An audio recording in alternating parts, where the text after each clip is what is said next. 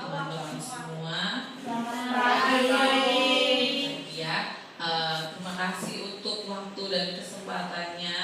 Hari ini kita semua bisa ada bersama-sama di sini untuk saya membagikan pemahaman dan penerapan pengalaman budaya positif di sekolah. Apa kabar teman-teman semua hari ini? Baik. Terima kasih, puji Tuhan bahwa semuanya dalam keadaan baik-baik saja. Semoga kegiatan kita hari ini bisa berjalan dengan baik, lalu juga dapat memberikan nilai positif untuk teman-teman semua dan juga saya sendiri yang memberikan. Sebelum kita memulai kegiatan kita, Ibu Novi bisa pimpin kita dengan doa dan juga ice breaking. Terima kasih.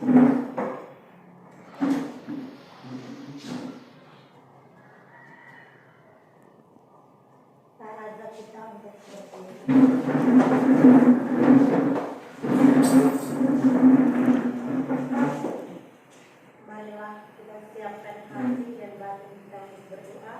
Izinkan saya membawa doa secara katolik. Dalam nama Bapa, Allah Bapa di surga, puji dan syukur kami haturkan kehadirat-Mu atas berkat bimbingan dan penyertaan-Mu sehingga kami dapat berkumpul dalam firman-Mu. Kami mohon berkat dan perlindungan-Mu untuk kami semua agar kegiatan ini dapat berjalan dengan baik dan kami bisa menerapkan di lembaga pendidikan kami agar dapat berguna bagi kami dan anak didik kami. Nama-Mu kami puji kini dan sepanjang masa. Dalam nama Bapa. Kita semua masih dalam keadaan berdiri, ya. Baik, supaya kita tetap semangat, saya akan mengajak Bapak Ibu semua untuk melakukan ice breaking di awal.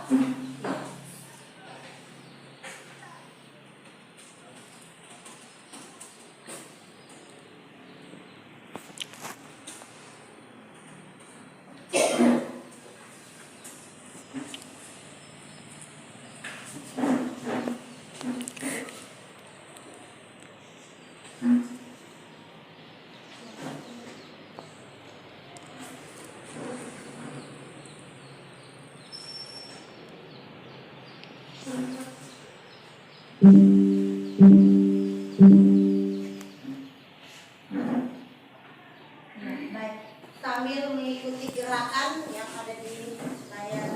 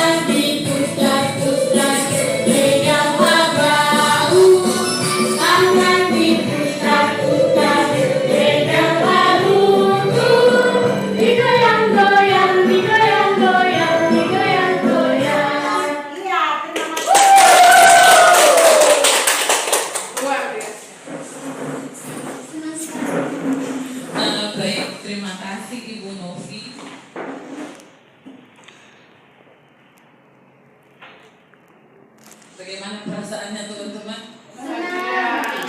Luar biasa. Baik, saya akan memberikan atau membawakan beberapa materi. Yang pertama itu tentang pembelajaran dengan paradigma baru. Nah, pembelajaran dengan paradigma baru itu merupakan pembelajaran yang dirancang berdasarkan prinsip pembelajaran berdiferensiasi, sehingga para peserta didik belajar sesuai kebutuhannya berdasarkan tahap perkembangan sesuai dengan teori psikologi modern untuk mewujudkan profil pelajar Pancasila. Jadi kita tahu bahwa walaupun pembelajaran berdiferensiasi itu baru kita pahami atau baru kita ketahui sekarang ini, tapi sebagai pendidik kita wajib melakukan pembelajaran berdiferensiasi untuk mewujudkan profil pelajar Pancasila. Konsep inti dari budaya positif itu selain perubahan paradigma belajar, lalu ada disiplin positif, ada juga nilai-nilai kebajikan, kebutuhan dasar manusia, motivasi perilaku manusia, posisi kontrol guru, keyakinan kelas, dan juga segitiga restitusi. Saya yakin bahwa teman-teman ada yang memahami beberapa hal ini, tapi ada juga yang mungkin saja belum paham. Sama seperti saya sendiri pun saat bertemu dengan hal ini, saya benar-benar dibukakan pemikirannya bahwa oh iya, posisi kontrol guru itu apa, lalu disiplin positif yang harus dilakukan itu seperti apa, nilai-nilai kebajikannya itu juga seperti apa. Nanti akan kita pahami bersama di sini karena tugas saya untuk membagikan. Nah, di sini ada disiplin positif. Disiplin positif menurut Ki Hajar Dewantara menyatakan bahwa untuk mencapai kemerdekaan atau dalam konteks pendidikan kita saat ini, bahwa murid itu harus merdeka, ya harus merdeka. Terutama adalah harus ada disiplin yang kuat. Disiplin ini maksudnya disiplin dari diri mereka, ya, yang memiliki motivasi internal. Artinya itu berasal dari dalam diri, berasal dari kesadaran pribadinya mereka. Jika tidak memiliki motivasi internal, maka kita memerlukan pihak lain untuk mendisiplinkan kita atau motivasi eksternal, motivasi dari luar yang berasal dari luar, bukan hanya dari dalam diri kita. Jadi contoh saja mungkin juga, oh ya saya melakukan disiplin ini karena aturan seperti ini, atau karena saya punya keyakinan seperti ini, maka saya melakukan disiplin positif itu sendiri. Dengan kata lain, bahwa seseorang yang memiliki disiplin diri itu berarti mereka bisa bertanggung jawab terhadap apa yang dilakukannya, karena mereka mendasarkan tindakan mereka pada nilai-nilai kebajikan universal. Jadi nilai-nilai kebajikan universal nanti akan dijabarkan selanjutnya ini. Nilai kebajikan menurut profil pelajar Pancasila yang pertama beriman, bertakwa kepada Tuhan Yang Maha Esa dan berakhlak mulia, lalu mandiri, bernalar kritis, berkebinekaan global, bergotong royong, dan juga kreatif. Ini adalah nilai-nilai kebajikan yang ditanamkan untuk mewujudkan profil pelajar Pancasila. Baik, dari saya mungkin itu, lalu bisa dilanjutkan oleh Ibu Oki untuk motivasi perilaku manusia. Ibu Novi.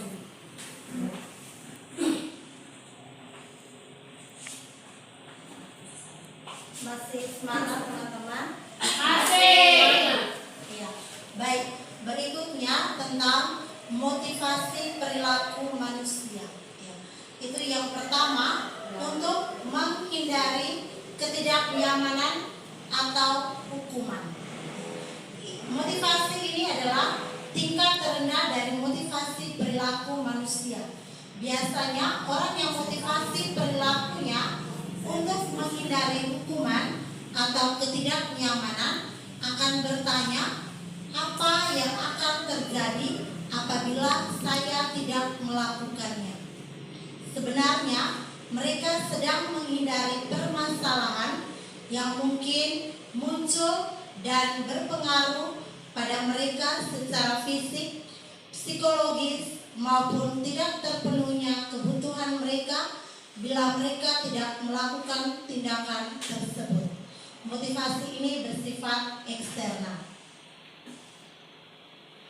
Berikutnya yang kedua, untuk mendapatkan imbalan atau penghargaan dari orang lain.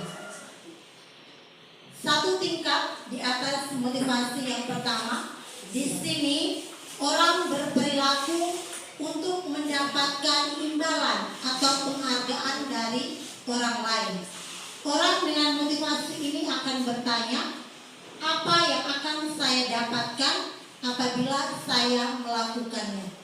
Mereka melakukan sebuah tindakan untuk mendapatkan pujian dari orang lain yang menurut mereka penting dan mereka letakkan dalam dunia berkualitas mereka. Mereka juga melakukan sesuatu untuk mendapatkan hadiah, pengakuan, atau imbalan. Motivasi ini juga bersifat eksternal. Ya, baik. Mungkin Bapak Ibu juga pernah menjumpai atau pernah melakukan dalam kelas. Ya, kita selalu memberikan penghargaan. Ya, toh biasanya kita memberikan penghargaan atau imbalan kepada peserta didik kita, misalnya yang mendapatkan nilai baik.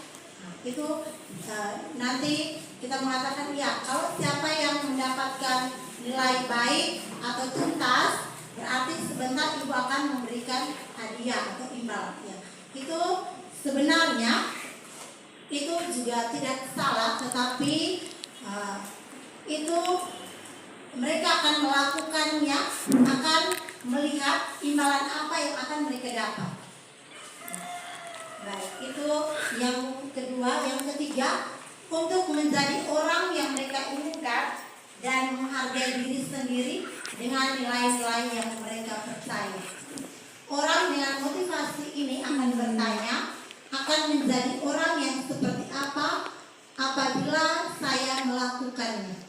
Mereka melakukan sesuatu karena nilai-nilai yang mereka yakini dan hargai, dan mereka melakukannya karena mereka ingin menjadi orang yang melakukan nilai-nilai yang mereka yakini tersebut.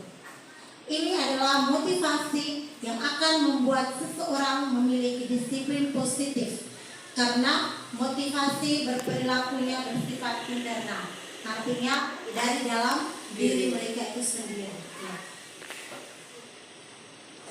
Baik, kira-kira menurut Bapak Ibu, dari ketiga motivasi perilaku itu, dari yang pertama tadi juga ada motivasi eksternal, yang kedua juga termasuk motivasi eksternal, imbalan dan penghargaan.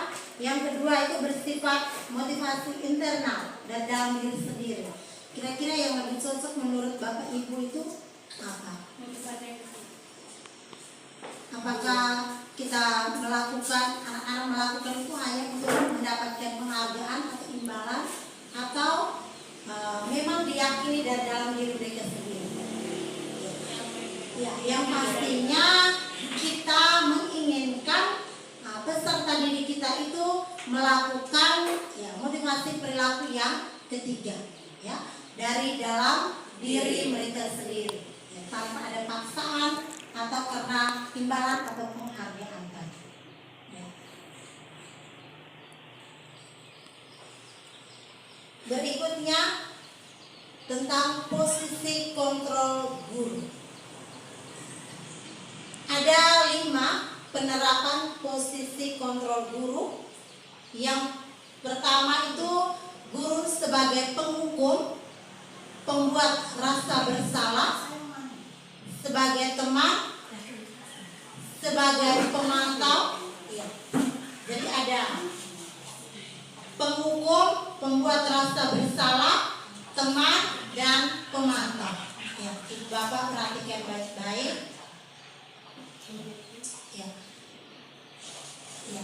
Contoh, misalkan kasus yang kita alami itu misalkan siswa kita tidak memakai atribut yang lengkap pada saat upacara bendera. Ya. Contohnya itu ya posisi kontrol. Kalau kita sebagai penghukum biasanya itu kita menyuruh peserta didik kita misalnya hormat di tiang bendera selama 1 jam. Apakah pernah kita melakukan itu sebagai penghukum? Pasti pernah. Ya. Saya sendiri juga pernah dan sering melakukan itu sebagai penghukum. Ya. Yang berikutnya sebagai pembuat rasa bersalah. Dari kasus yang tadi kita sebagai guru pasti akan bertanya, berapa kali ibu atau bapak harus memberitahu kamu selalu saja mengecewakan ibu atau bapak. Pernah toh? Kita pernah. Ya. Pernah kita sebagai pembuat rasa bersalah. Berikutnya sebagai teman.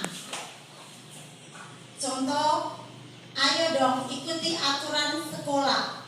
Tolong bantu bapak atau ibu sekali ini saja. Ya sudah, tidak apa-apa, lain kali jangan sampai berbuat seperti ini lagi. Ya, pernah, kita juga pernah melakukan. Kita sebagai teman untuk peserta didik kita. Pemantau. Ya, pemantau ini contoh dari kasus tadi misalnya, kamu sudah melanggar peraturan, kamu tahu konsekuensinya. Setelah upacara kamu beli atributnya ke koperasi dan jangan diulangi lagi. Pernah? Pernah. Kita juga sudah berada pada posisi kontrol ini.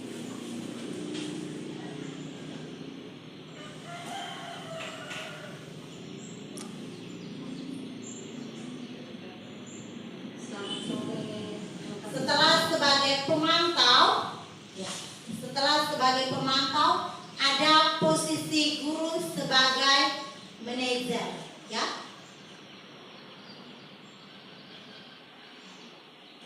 Ya.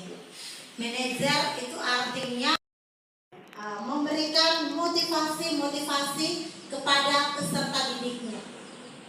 Baik, dari 5 posisi kontrol ini sebagai pembuat rasa bersalah, penghukum, terus teman, apalagi pemantau dan manajer. Kira-kira, ya ini ada pertanyaan, kira-kira kita berada pada posisi kontrol yang mana? Semua ya. Kita pernah melakukan kelima posisi kontrol ini. Baik sebagai penghukum pernah, membuat siswa rasa bersalah, terus sebagai teman, ya. Pemantau juga pernah, manajer. Tetapi di sini saya mengajak ibu guru semua, ya, untuk merubah posisi kontrol kita sebagai guru, jangan lagi sebagai penghukum, teman, pembuat rasa bersalah ataupun sebagai pemantau. Kita harus menjadikan diri kita sebagai posisi kontrol, sebagai manajer, yang mana kita harus memberikan motivasi kepada peserta didik kita. Ya, berikutnya materi tentang keyakinan kelas yang akan dibawakan oleh Ibu Oki.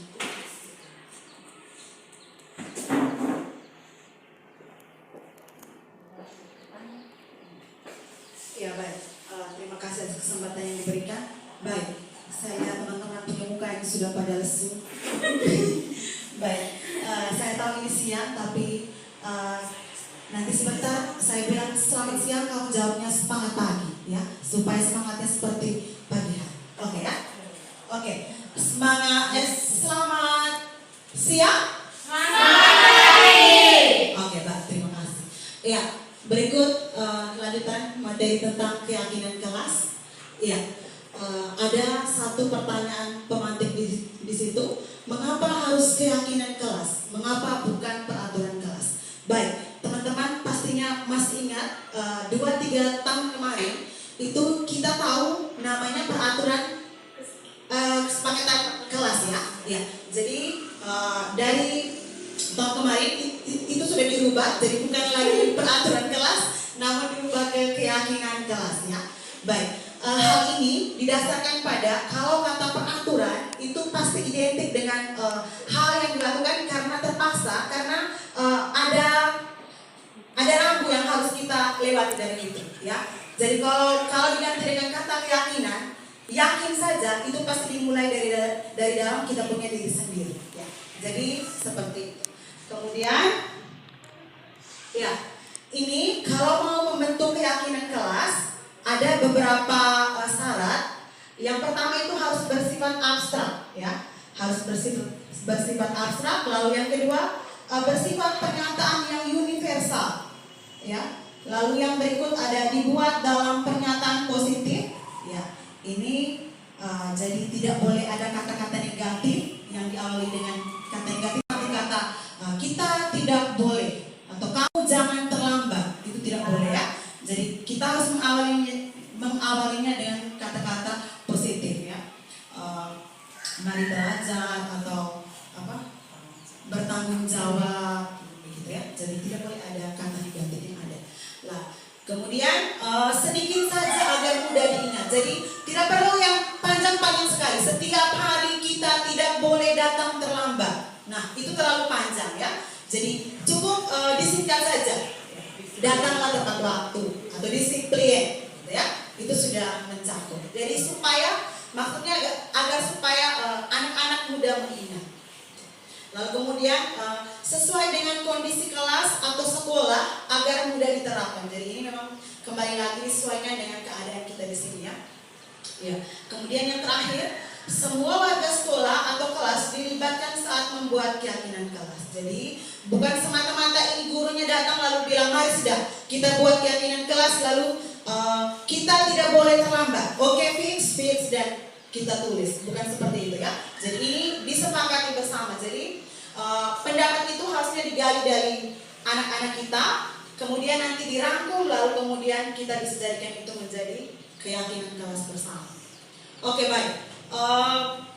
Ini saya menambahkan sedikit. Jadi kalau kemarin itu kita biasanya buat bahwa peraturan kelas itu dari anak, setelah itu nanti nilai yang dia sebutkan langsung kita tuliskan di papan gitu ya sebagai keyakinan kelas. Nah, ini harus sedikit dirubah. Kenapa? Karena sebenarnya nilainya itu peraturannya dari anak. Setelah itu kita harus tentukan dulu nilai-nilai kebajikan universalnya apa dulu.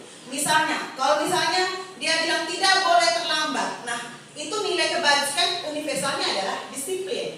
Maka keyakinan kelasnya adalah disiplin. Seperti itu ya. Jadi tidak semata-mata dari yang dia sudah pendapat dari dia tadi langsung kita tulis tidak. Jadi dari anak dulu, setelah itu kita rangkum dulu, kita saring dulu yang mana yang benar, lalu kemudian nanti kita sesuaikan dengan nilai kebajikan universalnya apa, lalu itu yang dijadikan keyakinan kelas ya. Oke, sekian. Selanjutnya dilanjutkan oleh Ibu Fianti tentang restitusi, silakan.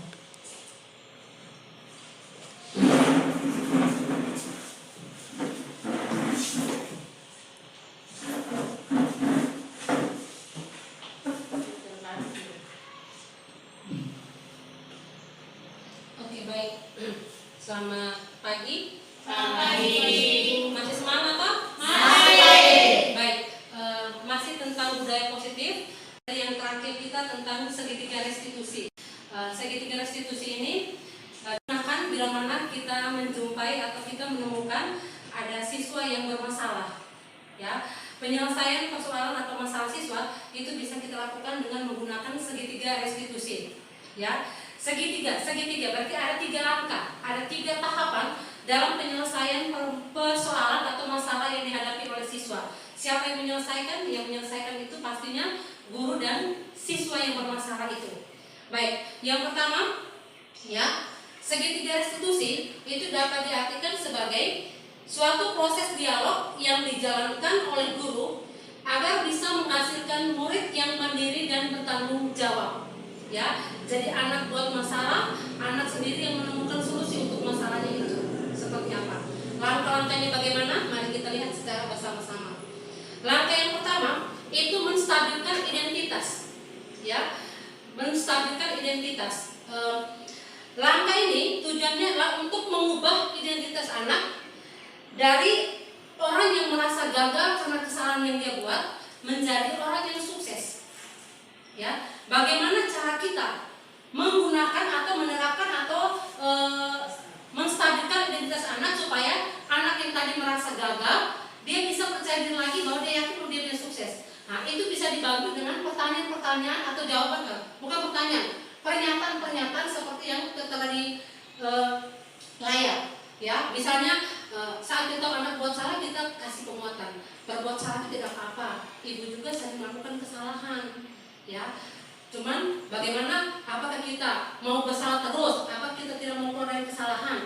Ini contoh bentuk pernyataan yang bisa menstabilkan identitas anak. Itu bisa membangkitkan rasa percaya diri anak bahwa yang tadinya dia merasa gagal, dia bisa percaya diri dan bisa menjadi, oh saya bisa berubah menjadi baik dan saya bisa menjadi sukses. Itu yang pertama, menstabilkan identitas anak. Banyak sekali pernyataan, tidak ada manusia yang sempurna. Contohnya ibu juga buat kesalahan, karena ibu juga manusia kan. Terus, saya juga pernah melakukan kesalahan. Nah, kita bisa menyelesaikan ini. Ada lagi. Nah, di sini bukan kita mencari siapa yang salah, ya, tapi kita sama-sama mencari solusi untuk bisa menemukan jalan keluar terbaik untuk persoalan yang dihadapi oleh anak. Itu juga pernyataan yang bisa membantu menstabilkan identitas anak. Yang kedua, validasi tindakan yang salah. Ya, anak melakukan kesalahan itu pasti karena ada alasannya. Alasan kenapa? Pasti ada salah satu kebutuhan anak yang tidak terpenuhi. Contohnya kebutuhan akan perhatian. Ya, misalnya ini anak yang melakukan kesalahan itu pasti karena dia memerlukan dia ada salah satu kebutuhan yang tidak terpenuhi. Contohnya anak itu cari perhatian, dia benar karena dia butuh kasih sayang atau perhatian dari para gurunya. Maka di sini validasi tindakan yang salah perlu diterapkan oleh guru dalam menyelesaikan persoalan siswa tersebut. Nah, contoh pernyataan atau pertanyaannya seperti yang tertera, padahal kamu bisa melakukan yang lebih baik dari ini. Kamu pasti punya alasan. Mengapa kamu melakukan ini? Mengapa kamu terlambat? Pasti ada alasannya kamu terlambat. Karena kita guru kan tidak mau tahu. Kamu sudah terlambat jam begini. Yang tadi sebagai apa? Penghukum. Ya, tanpa bertanya pasti ada. Kenapa kamu sampai terlambat? Karena kita abaikan itu. Padahal itu langkah untuk bisa memvalidasi tindakan yang salah. Dari jawaban anak sendiri akan menemukan bahwa wah ternyata tindakan saya itu salah. Dia akan kayak menyesal dan segala macam itu. Dari cara kita memvalidasi tindakan anak yang salah tersebut. Dan yang terakhir adalah menanyakan keyakinan, ya, keyakinan. Kembali lagi kepada keyakinan. Kalau kita sudah membuat keyakinan kelas bersama dengan anak, saat anak melakukan kesalahan, kita kembali kepada keyakinan. Di situ anak akan menemukan sendiri, ya, bahwa kalau saya terlambat berarti saya tidak menerapkan nilai-nilai kebajikan, disiplin misalnya, ya. Kalau saya tidak mengerjakan piket kelas berarti nilai kebajikan yang saya langgar itu bertanggung jawab. Dengan sendirinya anak akan merasa bersalah. Dan yang pastinya pada saat kita menanyakan keyakinan, ya, kita harus juga memberikan kalimat-kalimat penguatan bagi anak untuk bisa menyadari kesalahannya dan tentunya dia bisa berubah atau meninggalkan kesalahan tersebut. Ya, nah, di sini penting bagi kita untuk bertanya kepada anak kehidupan atau suasana yang seperti apa yang mereka inginkan ke depannya. Kita harus tahu itu. Ya, misalnya saya ingin pembelajaran yang menyenangkan, ada ice breaking-nya. Saya bosan di kelas terus makanya saya bolos. Kita harus mencari tahu itu. Ya. Dia butuh kebebasan. Saya dalam kelas saya capek, saya membaca panas segala macamnya. Boleh tidak ibu sesekali saya belajar di luar kelas? Kita perlu mencari tahu. Apakah selama ini kita pernah melakukan ini? Ya. Kita pernah melakukannya, hanya kita tidak menyadarinya bahwa kita sudah melakukan 3 langkah restitusi ini. Ya, segitiga restitusi dalam penyelesaian masalah. Walaupun tahapannya masih, ya, bukan yang dari pertama ke ketiga, kadang hanya pertama saja dan segala macamnya. Ya.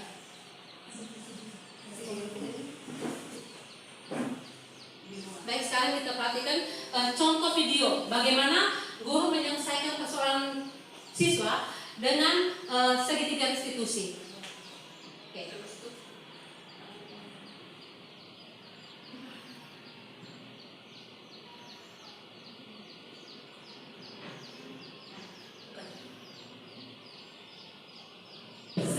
Baik, selamat siang Putri. Tadi Ibu dengar dari piket hari ini kalau Putri itu sering datang terlambat. Apakah benar? Kira-kira sudah berapa kali Putri terlambat? Hampir setiap hari. Menurut Putri, terlambat itu suatu kesalahan bukan? Suatu kesalahan. Ya, baik Putri. Setiap orang pasti memiliki kesalahan. Ibu juga pernah melakukan kesalahan. Tetapi bagaimana kita bisa memperbaiki apa yang sudah kita lakukan? Ya, kita bisa memperbaiki dan mempelajari dari masalah yang ada. Apakah kamu setuju? Baik. Ibu ingin tahu alasannya, kira-kira mengapa Putri sering terlambat?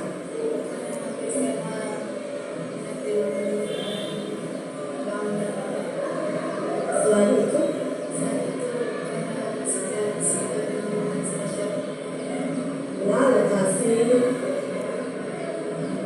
lokasi rumah dan sekolah jaraknya sangat jauh. Kira-kira kamu lihat tidak kesepakatan kelas yang sudah kita buat? Keyakinan kelas yang mana kalau datang terlambat? Menurut disiplin, betul. Disiplin itu penting tidak?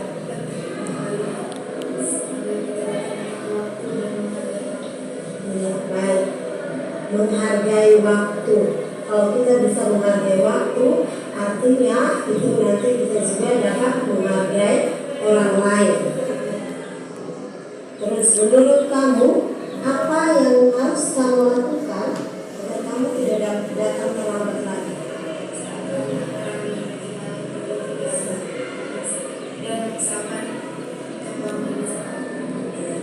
Baik Putri, kamu sudah menemukan solusinya agar kamu tidak datang terlambat lagi. Artinya malam kurang-kurangnya terus bangun tepat waktu, bangun tepat waktu.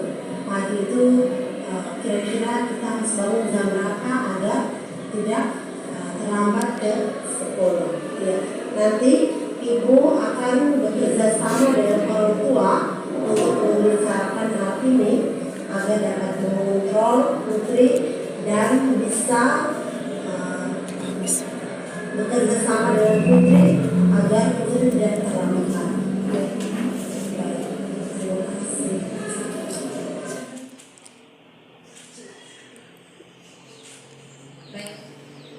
Menurut saya Paulus status bersama perintah dari kelas.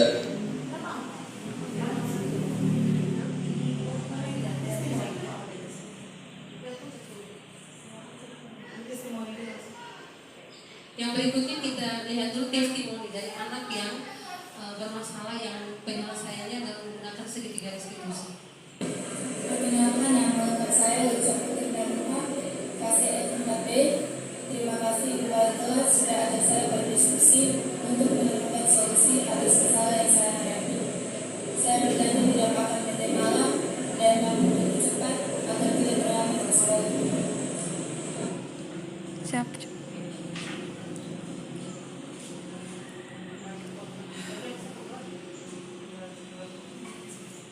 Oke. Baik, ini tadi contoh sederhana dari video yang kita tonton tadi. Ada penyelesaian persoalan siswa dengan menggunakan segitiga restitusi, dan yang terakhir itu ada testimoni dari anak. Ya, kembali lagi kita lihat, kita menggunakan langkah-langkah dari segitiga restitusi, anak dengan sendirinya menemukan solusi dari persoalannya, dan tentunya mereka akan meninggalkan kebiasaan lama mereka yang kurang baik itu, yang tidak baik itu, menjadi menciptakan kebiasaan-kebiasaan yang Baik, tentunya kembali kepada keyakinan, ya, dari nilai-nilai kebajikan yang kita yang diyakini bersama dengan guru atau wali kelasnya. Oke, yang terakhir, baik, kita diskusi dulu ya. Baik, diskusi kita kali ini dipimpin oleh Ibu Oki. Ya baik, terima kasih. Baik teman-teman, kita sudah bersama-sama menyaksikan pemaparan materi tadi. Mungkin ada teman-teman mungkin belum paham atau punya pertanyaan atau masukan atau saran, kami persilakan. Iya, Ibu Erni silakan.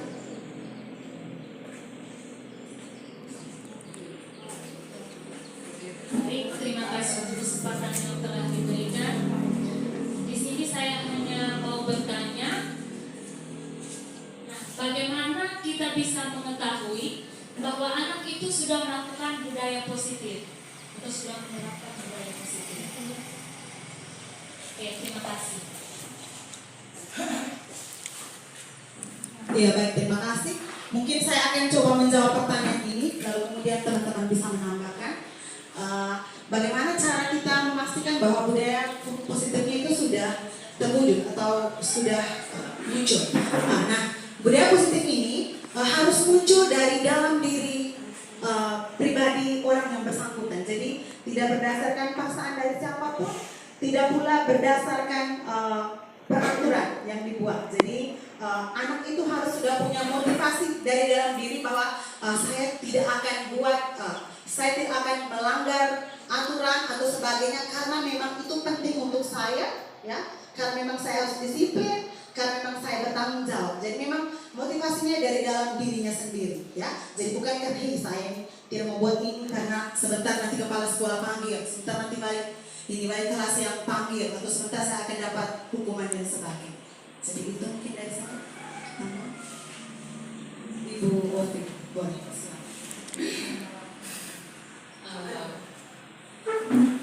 Baik, mungkin saya tambahkan sedikit. Untuk budaya positif itu pastinya selain dari dalam diri orang itu sendiri, tapi juga saat mereka melakukan atau membuat keyakinan kelas, awal mereka membuat kita tidak boleh begini atau kita harus seperti ini, itu semua kan kita lakukan bersama-sama. Artinya bahwa aturan atau keyakinan yang dibuat itu memang berdasarkan keyakinan dari dalam diri mereka dan mereka bisa melakukan itu.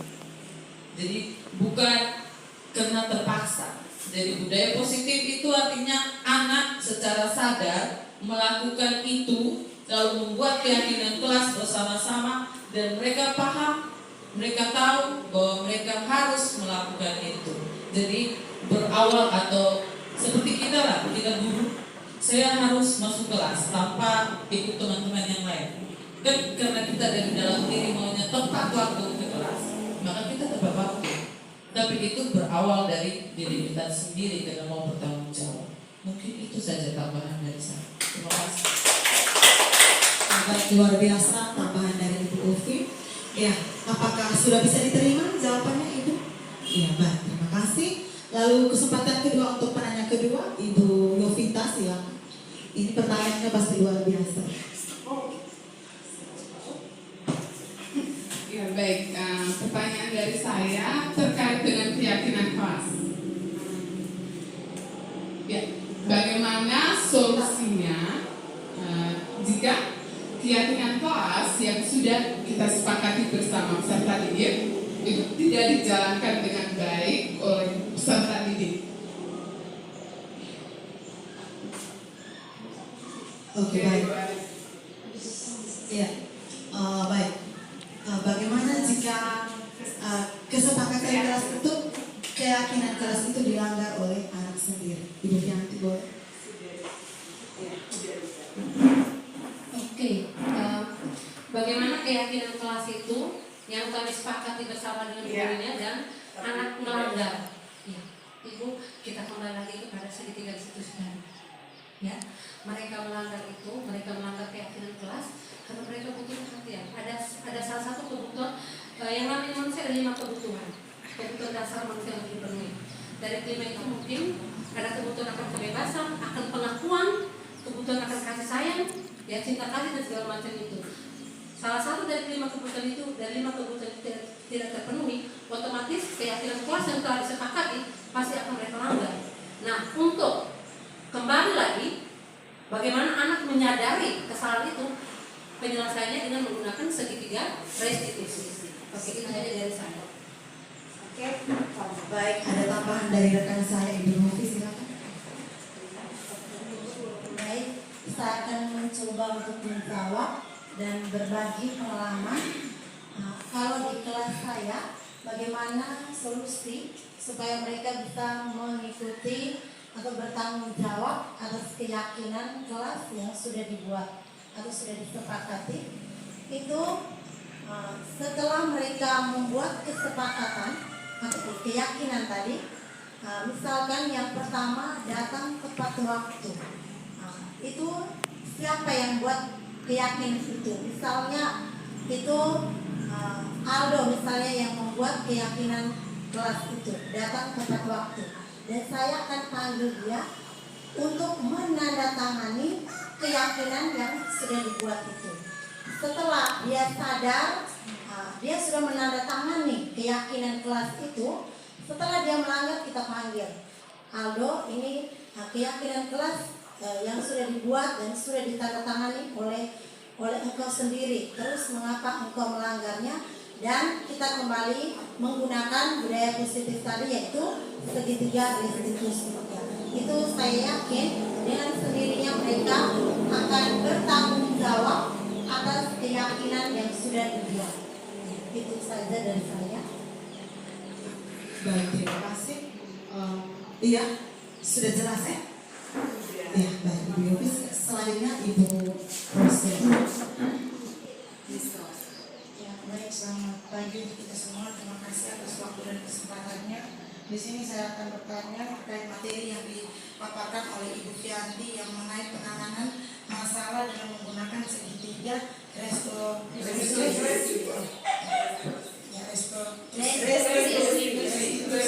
Ya, maaf karena di pertama kalinya mendengarkan cara untuk mengatasi setiap masalah yang kita hadapi terhadap siswa. Ya, pertanyaan saya, kita berada di sekolah yang jauh dari kota dengan karakter anak yang berbeda-beda.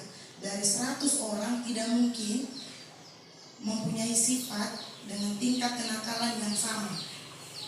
Jika seandainya solusi yang diberikan atau cara penanganan masalah ini tidak berhasil, apakah ada solusi lain untuk menangani anak yang dimana tingkat nakal atau onar yang dia lakukan itu sudah melewati batas? Terima kasih.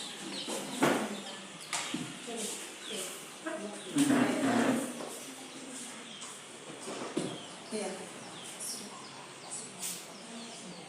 Ya, baik, saya coba menjawab. Baik, yang pertama dianjurkan agar kita melakukan penyelesaian masalah melalui segitiga restitusi. Nah, kenapa sampai diulangi lagi? Pasti kita harus periksa lagi diri kita sendiri. Kira-kira segitiga restitusi yang kita lakukan itu sudah sesuai dengan prosedurnya tidak? Sudah sesuai dengan langkahnya tidak? Sampai pada kita menggali motivasi dari dalam diri anak itu sudah sampai sejauh itu tidak? Dan biasanya kalau memang masih terjadi lagi, artinya bahwa segitiga restitusi yang dia lakukan sebelumnya itu tidak tepat. Itu biasanya seperti itu. Maka akhirnya akan menjadi peluang lagi untuk melakukan lagi kesalahan sama itu. Biasanya seperti itu. Ada tambahan? Oke, Ibu Ovi, coba. Baik, terima kasih. Untuk tadi kalau tidak salah ada Ros bertanya bahwa andaikan saja ya. Jadi kalau pakai pengandaian, maka begini sistemnya. Awalnya memang sebagai guru kita harus tahu anak yang kita mau tangani ini model anak yang seperti apa. Kita harus tahu kodrat alam anak itu. Kita harus benar-benar memahami kira-kira yang saya hadapi ini adalah tipe anak yang seperti apa. supaya sebagai guru kamu atau kita itu bisa melakukan segitiga restitusinya tidak salah. Ya. Lalu sepemahaman saya, kalau memang anak itu secara tidak sengaja melakukan kesalahan yang sama, sebagai guru kita pasti punya beberapa, tadi termasuk kita punya kontrol sebagai manajer. Jadi sebagai manajer kita bisa melakukan atau kita bisa memposisikan diri kita sebagai teman. Jadi kita bisa secara langsung menanyakan sebagai teman ya. Jadi posisi manajer itu bukan hanya oh ini posisinya sebagai teman, no. Tapi kita memposisikan diri kita sebagai keseluruhan kontrol guru. Ya. Jadi setahu saya kalau memang, tapi biasanya kalau kita menggunakan melakukan restitusi yang benar, tidak mungkin anak akan melakukan kesalahan yang sama. Oke ya. Jadi paling tambahannya itu yang pasti sebagai guru kita harus benar-benar memahami anak yang kita tangani. Begitu saja. Terima kasih. Oke, baik, tanggapan yang luar biasa dari Ibu. Bagaimana Miss Rose? Oke, baik, terima kasih sudah diterima. Iya, luar biasa ya siang hari ini, masih terasa semangat baik. Oke, baik. Terima kasih untuk kesempatan yang diberikan. Selamat pagi untuk kita semua. Baik, sebagai seorang guru yang baru, saya ingin bertanya sedikit. Adakah kesulitan ketika ibu mereka mencoba membangun budaya positif di kelas? Karena kita tahu bersama bagaimana watak anak-anak kita di sini. Mungkin dalam pemikiran saya sedikit susah untuk diatur dan susah untuk mendengarkan. Kira-kira jika ada kesulitan, kira-kira apa saja kesulitannya dan bagaimana Bapak Ibu mengatasi kesulitan yang awalnya Bapak Ibu temui di kelas? Terima kasih. Baik, bagaimana mengatasi kesulitan untuk melakukan budaya positif? Ya, baik, Ibu dulu. Baik, terima kasih. Kalau mau dibilang bagaimana cara kita memulai budaya positif, kalau saya pribadi itu selalu saya mulai dari diri saya sendiri. Ya, kalau saya mau sebagai guru itu saya harus menjadi contoh. Maka segala sesuatu yang kita melakukan pasti harus dimulai dari diri kita sendiri. Maka kita bisa menjadi contoh untuk anak-anak. Nah, awal-awal ini contohnya. Awal-awal saya masuk ke kelas KCE yang masih baru itu memang benar-benar susah karena siswa-siswinya itu harus benar-benar dipacu atau harus diajak supaya mereka bisa melakukan sesuatu. Jadi kemarin saya melakukan dengan pembelajaran ini harus menggunakan ice breaking supaya ada antusias dari siswanya itu sendiri. Nah, dengan berjalan itu saya lihat semakin banyak siswa yang antusias kalau mengikuti pembelajaran. Saat saya belum keluar dari kelas pun sudah ada ketua kelas yang datang untuk ibu, ayo masuk kelas kami. Artinya bahwa budaya positif yang saya bangun dari diri saya itu berpengaruh ke siswanya. Dan mereka kalau saya belum masuk berarti mereka senang, harus cari ibunya dulu.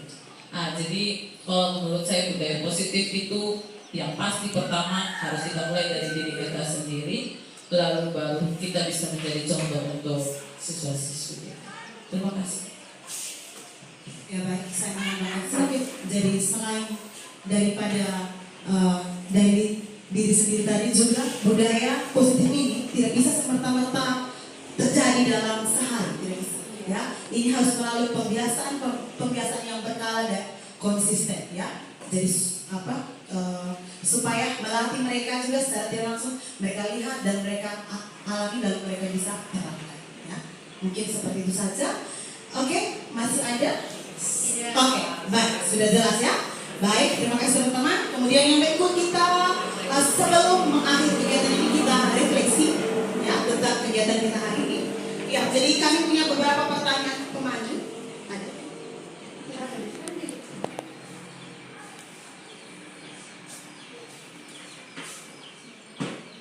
Iya, ada 3 pertanyaan pemandu. Jadi silakan Bapak Ibu tuliskan di sticky notes itu 1, 2, dan 3.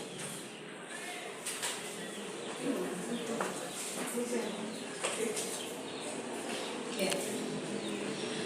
Pertanyaan pertama, perasaan saat ini bagaimana ketika mempelajari materi ini ya?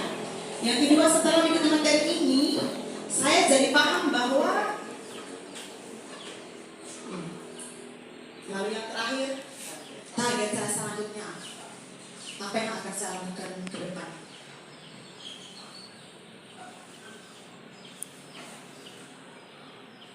Baik, yang sudah selesai boleh menentukan di bawah.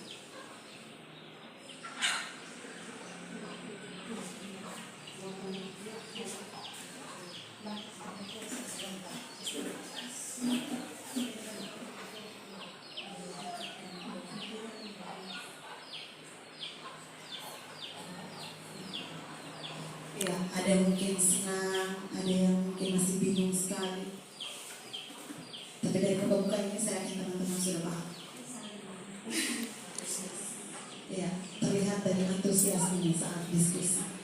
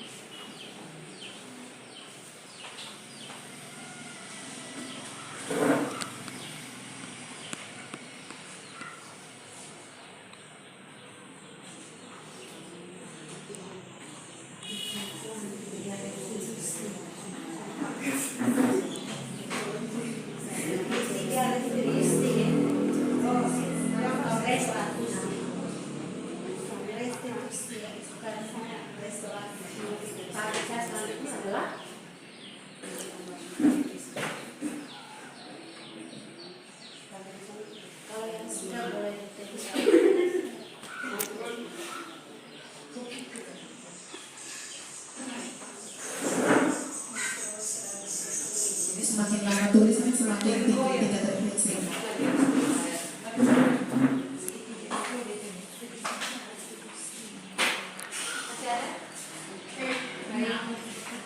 Terima kasih.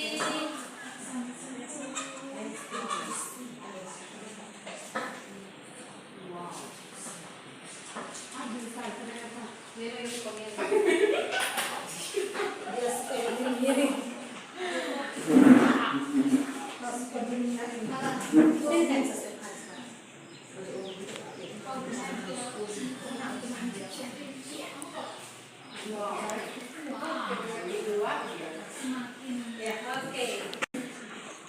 Refleksinya.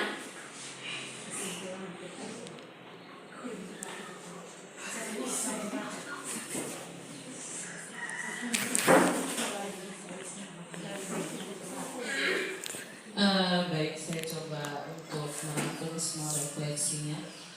Terima kasih banyak untuk refleksinya teman-teman semua. Perasaannya saya lihat semua di sini senang. Hal positif yang akan memberdayakan budaya positif di sekolah kita. Terima kasih.